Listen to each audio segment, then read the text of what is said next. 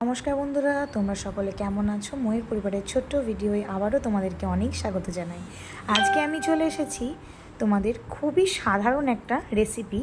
প্রত্যেক আমাদের বাঙালির ঘরে ঘরে এই রেসিপিটা অন্তত হয়েই থাকে, ঝিঙে আলু পোস্ত। তো ভাবলাম আজকে যেহেতু করছি তোমাদের সাথে শেয়ার করি।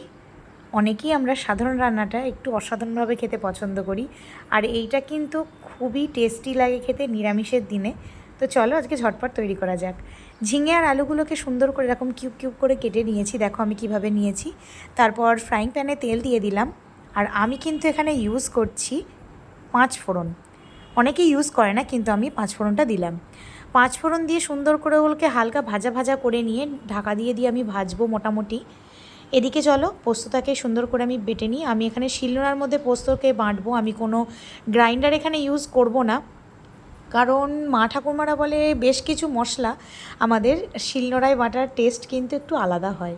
তো তার জন্যই আর কি শিলনোড়াতে বেটে নিয়েছি। দেখো সুন্দর করে পোস্তটা। চলো এবার দেখো মোটামুটি হালকা ভাজা ভাজা হয়ে গেছে। এবার ওই পোস্তটাকে আমি এর মধ্যে অ্যাড করে দিলাম, সঙ্গে হালকা নুনও দিয়ে দিয়েছিলাম আমি তার সাথে।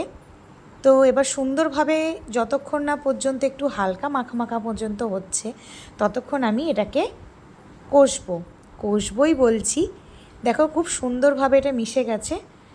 এবার আর কি কাঁচা লঙ্কা দিয়ে দিলাম, একটু ঝাল ঝাল রকম একটু পোস্তটা না হলে না একদম জমে না, যাই বলো।